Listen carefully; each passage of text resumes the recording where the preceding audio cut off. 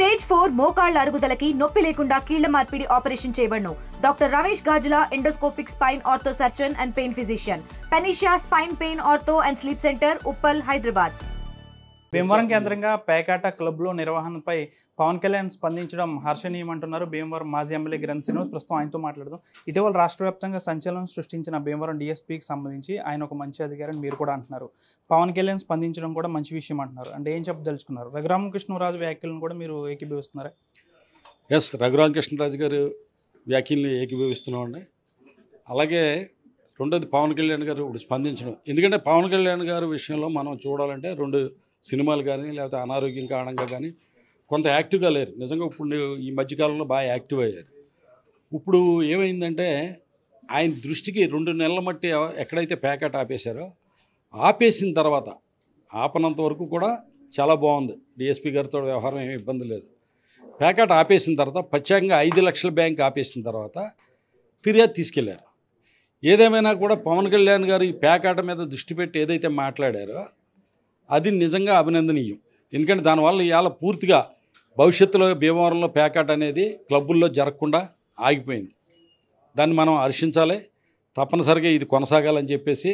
కానీ పవన్ కళ్యాణ్ గారు నిజంగా దీని మీద ఏదైతే డిపార్ట్మెంట్లో పోలీస్ ఎంక్వైరీ కాకుండా ఒక డిఎస్పీ గారిని మీద ఫిర్యాదు చేయడం అంటే నిజంగా ఎలా ఉందంటే దొంగ దొంగ దొంగ దొంగ అని అరిచి సామెత కింద ఉంది. ఎందుకంటే ఈ ఇంచుమించు 14 నెలల మట్టి 3 క్లబ్బుల దగ్గర ఒక్కొక్క క్లబ్ దగ్గర 10 లక్షలు. ఎవరు సార్? ఎవరు 5 లక్షల బ్యాంక్ ఏంటి, ఈ క్లబ్లో ఆపించడం ఏంటి, ఎవరున్నారు? నేను ప్రజలు చెప్పుకుంటుందో చెప్తున్నాను. ఎవరో ప్రజాప్రతినిధి అంట, మరి ఎవరో నాకు తెలియదు. ఎవరో ప్రజాప్రతినిధి అంటే ఇంకా భీమవరం ప్రజాప్రతినిధి అనుకోలే. ఏం మరండి అడగండి ప్రజలను అడగండి. పవన్ కళ్యాణ్ గారిని తెలుసుకోమంటున్నాను. అది ఎంక్వైరీ అంటే ఏంటంటే నిజానిజాలు తెలుసుకోవాలి. నిజానిజాలు తెలుసుకోకముందే ఒక వ్యక్తి పేరు కానీ అది కానీ బయటెట్టామనుకో ఎంక్వైరీని ఇన్ఫ్లుయెన్స్ చేసినట్టు అవుతుంది కదా. అవునా కదా? అంటే భీమవరం అంటే పేకాట క్లబ్బులుగా బూచి చూపించి దాదాపు పెద్ద కాంట్రవర్సీగా అయిపోయింది. హైదరాబాద్ వెళ్ళినా ఎక్కడికి వెళ్ళినా భీమవరం అంటే పేకాట క్లబ్బులు ఇవే అంటున్నారు. అంటే ఈ విషయంపై మీరు పవన్ కళ్యాణ్ ఏమన్నా కలిసి ఏమన్నా ఈ విషయాలని చెప్పే అవకాశం ఉందా? తప్పనిసరిగా ఆయనకైతే నిజంగా నాకు మనసుపై ఆయనకి అన్నీ తెలియజేయాలని ఉందండి. అసలు భీమవరం ఏంటి, నేపథ్యం ఏంటి, మంచి చెడ్డ అంతా కూడా. కానీ ఆయన నాకు అపాయింట్మెంట్ ఎవరో అని చెప్పి నేను అపాయింట్మెంట్ కోసం ట్రై చేయాల. కానీ ఆయన పిలిస్తే మాత్రం నేను తప్పనిసరిగా వెళ్తాను. అంటే ఏమేమి చర్చిస్తారు? ఓన్లీ పేకాట క్లబ్లేనా, ఇంకే ఇతర? అవన్నీ మీకు చెప్పేస్తే చర్చలు విషయాలు ఎలా రహస్యం అవుతాయి. చాలా కొన్ని రహస్యంగా ఉంటాయి, కొన్ని పబ్లిక్గా ఉంటాయి. పేకాట అనే ఇష్యూ ఈ మధ్యన వచ్చింది. అసలు భీమవరం నేపథ్యం, అసలు రాజకీయ చరిత్ర, అసలు వ్యక్తులు ఏంటి, మంచి ఏంటి, చెడ్డ ఏంటి, ఇవన్నీ కూడా ఆయనకి. ఎందుకంటే ఎందుకు ఈ ఆలోచన అంటే ఉదాహరణకి చంద్రబాబు నాయుడు గారు కానీ పవన్ కళ్యాణ్ గారు కానీ ఎవరన్నా ఒక రాష్ట్ర స్థాయి నాయకుడు భీమవరం పర్యటనకు వచ్చారనుకోండి, లోకల్గా ఉన్న నాయకులు ఏం చేస్తారంటే ఒక స్లిప్ రాసిస్తారు. దాంట్లో వాస్తవాలు ఏంటి అన్నది వాళ్ళకి తెలియదు. పలానా వాడు దొంగ అంటే దొంగ అని మాట్లాడేస్తారు. ఒక్కొక్కడు మంచోడని రాస్తే వాడు మంచోడని మాట్లాడేస్తారు. వాళ్ళు రాసి ఇచ్చిన దాని మీద ఆధారపడి స్టేట్మెంట్ ఇచ్చేస్తారు తప్ప వాస్తవాల్లోకి లోతుకెళ్ళి నిజానిజాలు తెలుసుకుని మాట్లాడే టైము అది ఉండదు వాళ్ళకి. అందుకే నేను అంటున్నాను, గతంలో కూడా పవన్ కళ్యాణ్ గారు 2019లో భీమవరం వచ్చినప్పుడు బ్యాంకు గురించి, బ్యాంకు దొంగని లేకపోతే అయ్యని మాట్లాడారు. నేను నిజంగా అప్పుడు పవన్ కళ్యాణ్ గారికి థ్యాంక్స్ చెప్పాను కూడా మీడియాలో. ఎందుకంటే ఆయన నా మీద విమర్శించిన దానికి నేను ఇంచుమించు 45 నిమిషాలు కూలంకుషంగా సమాధానం చెప్పాను.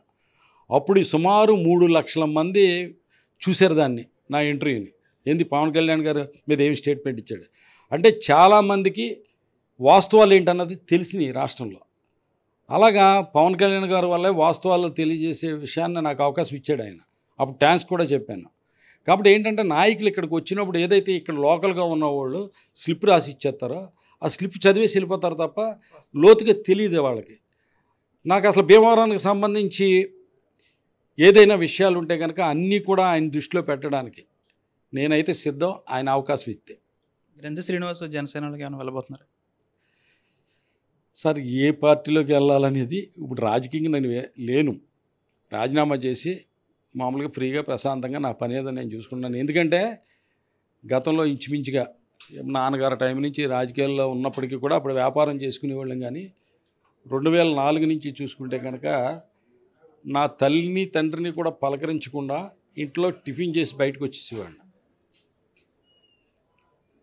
ఇప్పుడు కనీసం ఫ్యామిలీ లేదా కొంత లేదు, నా టైము, వ్యాపారం లేదు, బంధుత్వం లేదు, అనుబంధం లేదు, అన్నీ కూడా ప్రజలతోటే, మీ మీడియాతోటి. ఇప్పుడు కొంచెం రిలాక్స్ అయ్యాం. ఈ మూడ్ని కొంత ఏదైతే మనం కోల్పోయామో బంధాలు, అనుబంధాలు, లేకపోతే అవి భర్తీ చేసుకోవడానికి ప్రయత్నం చేస్తున్నాం. పేకాట క్లబ్ల విషయంలో పవన్ కళ్యాణ్ అపాయింట్మెంట్ ఇస్తే తప్పకుండా కలుస్తానని, తనతో మిగిలిన విషయాలన్నీ కూడా చర్చిస్తానంటున్నారు గ్రంథి శ్రీనివాస్. ఏ పార్టీలో చేరుతాననేది కాలమే నిర్ణయిస్తుంది. గతంలో పార్టీలో ఉండడం వల్ల బంధువులతో పాటు అనేక విషయాల్లో వెనకబడ్డాను, ఇప్పుడు అందరితోనూ సుఖంగా సంతోషంగా గడుపుతున్నాను కాబట్టి రానున్న రోజులు ఏ పార్టీలో చేరుతాననేది కాలమే నిర్ణయిస్తుంది అంటున్నారు గ్రంథి శ్రీనివాస్. వీడియో జర్నలిస్ట్ శేఖర్తో మన ఆర్టీవీ, పశ్చిమ గోదావరి జిల్లా భీమవరం నుంచి. తెలుగులో న్యూస్ కి ఫాస్టెస్ట్ యాప్ ఇప్పుడు టోటల్లీ న్యూ అవతార్లో. జస్ట్ 5 seconds లో కంప్లీట్ న్యూస్, సోషల్ మీడియాలో ట్రెండ్స్ కి one stop solution, live TV app, voice search option తో ఇప్పుడే డౌన్లోడ్ చేయండి లేదా అప్డేట్ అయిపోండి. యాప్ లింక్ డిస్క్రిప్షన్ లో ఉంది.